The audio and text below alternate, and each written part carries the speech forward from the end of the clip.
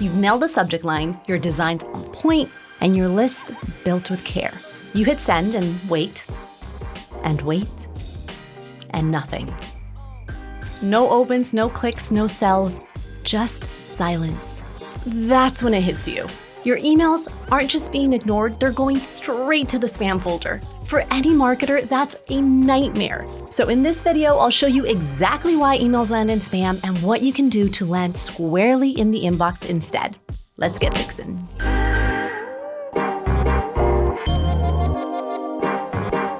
Our first step is get authentication right. One of the biggest reasons emails get flagged as spam is inbox providers can't actually prove the email came from you. Providers like Gmail and Outlook are fending off billions of spam and phishing emails every single day. So if your message even smells like it could have been sent by a spam bot pretending to be you, it's going straight to junk. This is where email authentication comes in. You'll often hear about 3 records in particular: SPF, DKIM, and DMARC. Let's quickly break them down. SPF is like a guest list. It tells mailbox providers which servers are allowed to send emails on behalf of your domain. If the server sending your email isn't on the list, it gets rejected. DKIM is your digital signature. It makes sure the content of your email hasn't been altered on the way to the inbox. DMARC is the policy that ties SPF and DKIM together. It tells providers what to do if something doesn't match. Should they deliver, quarantine, or reject the email? And here's why authentication is more important than ever. Since early 2024, Gmail and Yahoo have made proper authentication mandatory. So if you don't have all 3 properly set up, you could be automatically rejected or flagged as spam without you even knowing it. And unfortunately, it doesn't take much to mess this up. A simple typo in your DNS record or forgetting to update your SPF when you switch email providers can land you in huge trouble. Here's how to fix it. Go into your domain registrar's DNS settings. Add the records provided by your email service provider. Most ESPs like Omnisend, Klaviyo, or Bravo will guide you through the entire setup step by step. And sure, it might feel a little technical, but we've left a couple of links in the description below to help you get authenticated. Once that's sorted, your emails will instantly look more trustworthy, and spam filters can see you're a legitimate sender, not some phishing attempt. That alone can give your deliverability a massive boost. Oh, and if you're still sending from a free domain like Gmail or Yahoo, it's time to stop. Those domains weren't built for bulk marketing, and in many cases, emails sent from them fail authentication checks. Always send from your own branded domain, for example, newsletter@yourcompany.com. Now, this next misstep might sound obvious, but it's a mistake we see all the time. Businesses sending emails to people who never actually asked them to. Maybe you bought a list, maybe you scraped addresses from LinkedIn. Either way, both are a fast track to the spam folder. Why? Mailbox providers like Gmail and Outlook are watching how people interact with your emails like hawks. If lots of recipients delete them, ignore them, or worst of all, hit report spam, that sends a very clear signal that you're not a trusted sender. The fix is simple here. Only send to people who've actively given permission. Here are 3 ways to get this right. Use double opt-in. That means after someone signs up, they're asked to confirm their sign up by clicking a quick link. It might slightly reduce the number of people who end up on your list, but the ones who stay are highly engaged.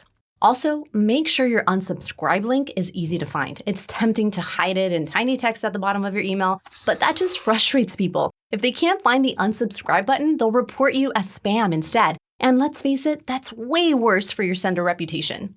Be transparent about expectations. If someone signs up for weekly tips, don't suddenly bombard them with daily sales emails. Tell them upfront what they'll receive and how often, and then stick to it. Or better yet, let them choose the frequency they want to receive their emails by adding this option on your subscription form. The bottom line?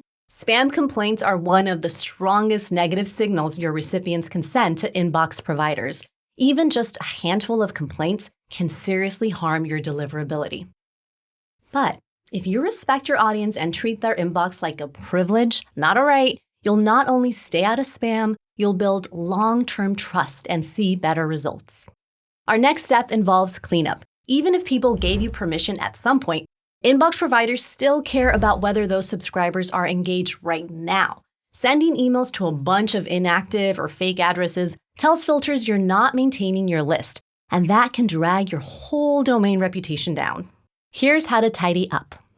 Run re-engagement campaigns first. Something simple like, "Still want to hear from us?" gives people the chance to stay.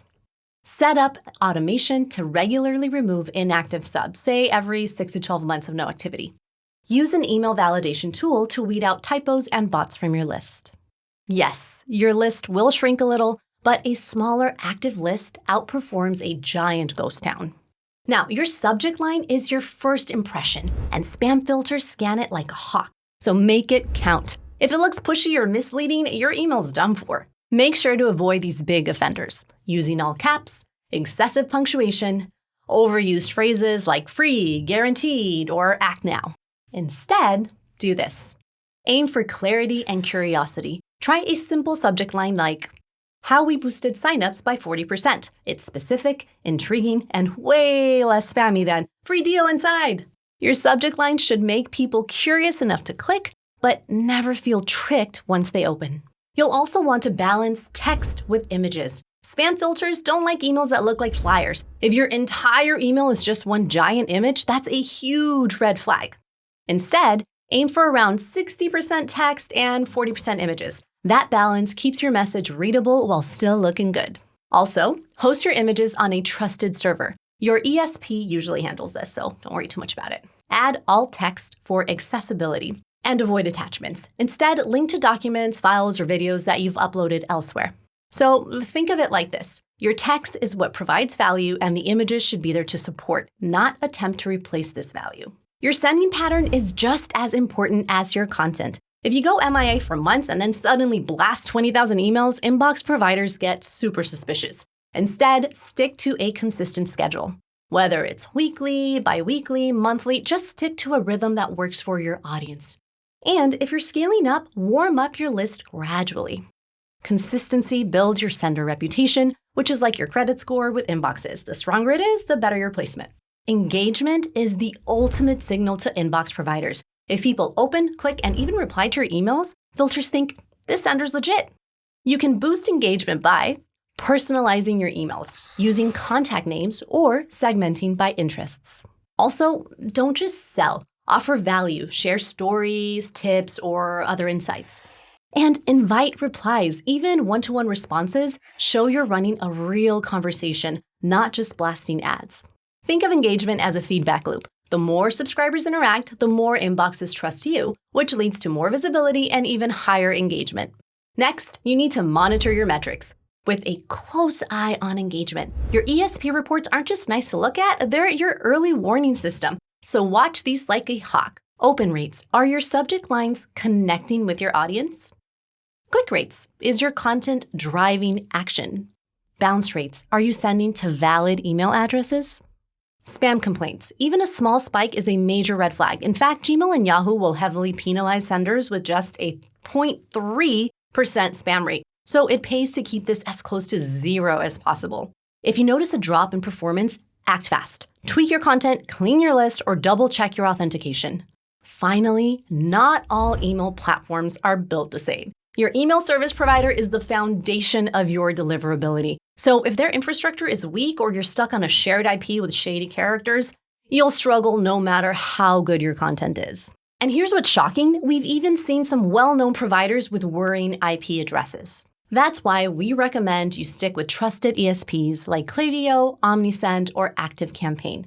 These providers do a few things. They actively monitor deliverability, keep their sending infrastructure clean, and give you the tools to follow best practices.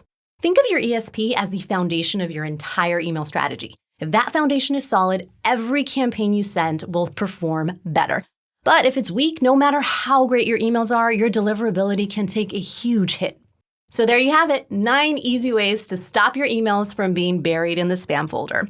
If you nail these, you'll not only improve your deliverability, you'll also build stronger, longer-lasting relationships with people who actually want to hear from you. If you want to dig deeper, we've linked more resources in the description, including our deliverability checklist and a full breakdown of our top providers and their deliverability features. If you found this video helpful, hit like, subscribe, and tap the bell so you don't miss our next set of tips. And feel free to leave us a comment or two. We want to hear from you. Till next time, guys.